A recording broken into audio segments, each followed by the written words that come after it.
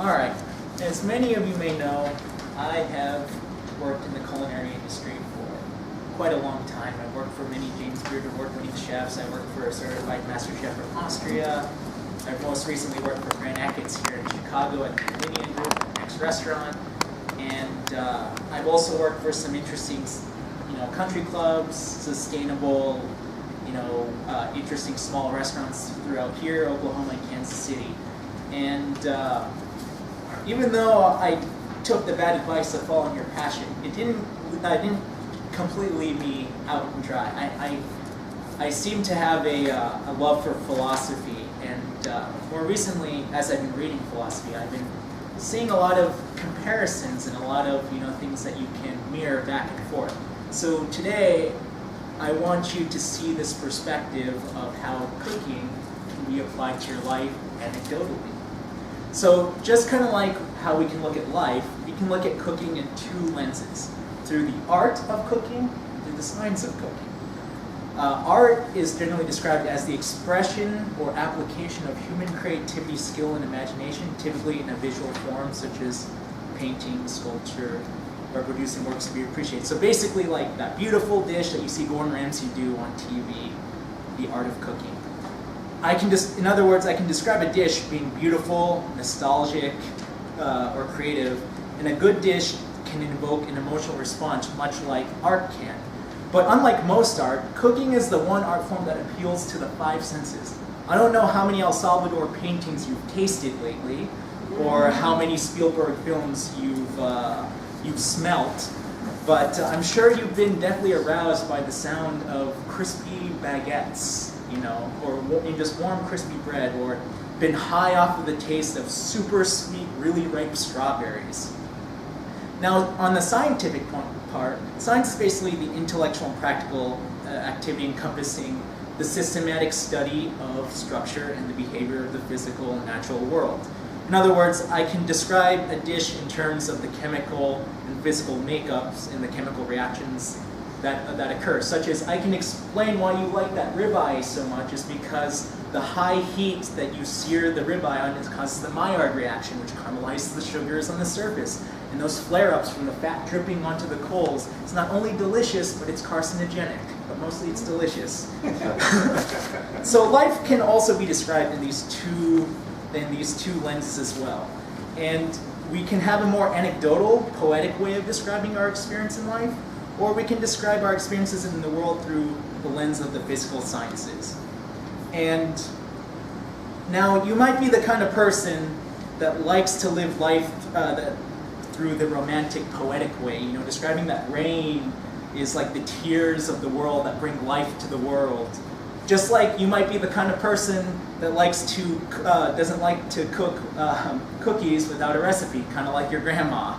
You throw a fistful of flour and a little knob of butter and a spoon of this, and boom, you get awesome cookies. And you know that in your, you don't know how it works, but you know in your heart that these are great, awesome cookies, and that's all that matters. And you can cook by instinct, and the feedback, and get great feedback with great results.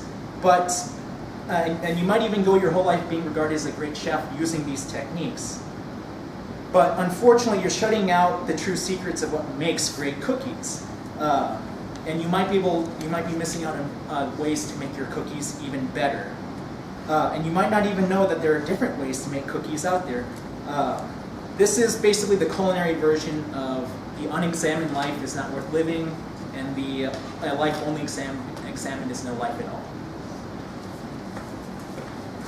Which brings me to recipes. Now, what is a recipe? A recipe is a set of ingredients and guidelines that basically lead you to a delicious end result.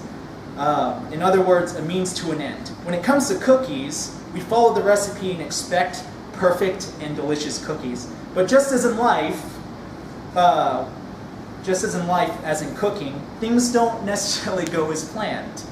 You might not have the right flour, you don't have the right amount of eggs, and you're just basically making do with what you have. And sometimes you don't realize it till it's too late. If you've ever showed up late to a meeting or to the airport late realizing you forgot something, you know exactly what I'm talking about. Your cookies just, won't turn out, and it's a bummer. So sometimes maybe when you, this is just part of the experience of cooking. And just kind of like the experience in life, you will make mistakes and errors. And sometimes maybe when you've done the same recipe for a while, you kind of cocky and arrogant, and you decide to just, ignore the recipe and just do it by memory. And you don't set a timer, because you know exactly what to do, because you've done it hundreds and hundreds of times. So what happens? You burn the cookies. Or even worse, when you've hyped it up for a bunch of friends saying that these are the best cookies they ever had, you get burnt, and it's embarrassing in front of people. It's kind of like, who here has ever been in the situation where you don't use your GPS because you know the route over and over again, and you end up getting lost, and your friend is kind of getting concerned that you don't know what you're doing? If you know what that feeling is, you know exactly what it's like to do what I mean by cooking cookies in the same way. Another interesting aspect of recipes is that everything in the recipe has a specific purpose. Each ingredient has a role to play to achieve that desired result. For example, you add fat, and the fat in the cookies, such as the butter, controls the chewy and crunchiness of the texture. The sugar is the sweetener, but it also acts as the tenderizer. And if you want to use white sugar, you'll get a crispier cookie, whereas if you use brown sugar, you'll get a softer cookie. Now, these are just ingredients, and just like the different components that make up cookies, there's different components that make up your life. Just like you can't guarantee to be rich and successful by just being a straight A student, going to college and starting a business, you can't guarantee delicious cookies by just adding these ingredients and mixing them by any proportions to get any cookies. Because if you mix a recipe, the proportions and the percentages and the ratios are important, just like in life.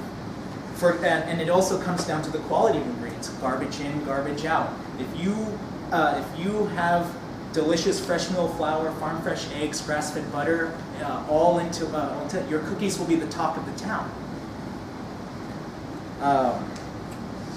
So just like if you raise someone with bad advice, have bad mentors, go to a bad school, and are raised in poverty, all these aspects of one's life will make a very unfortunate person that won't amount to anything.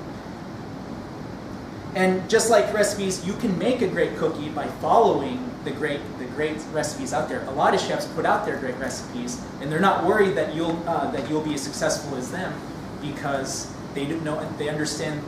They know that you can't replicate what they do because they've been through the struggle. They know the nuances. Making a great cookie requires you to essentially go through that struggle and experiment.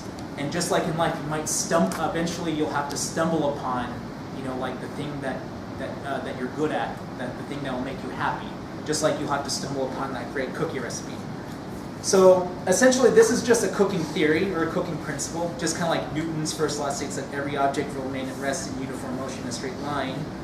But just like Newton's law, your cookies must obey the laws of cookie baking. And if they don't, you might get a brownie or a cake or something you weren't looking for. Which brings me to the topic I want to discuss next time: accidentally stumbling onto something you weren't intending. Just like in life, sometimes what you're intending is actually isn't what resulted, but it turns out to be even better than what you wanted. So in other words, you were trying to make a cookie and you get an incredible brownie instead.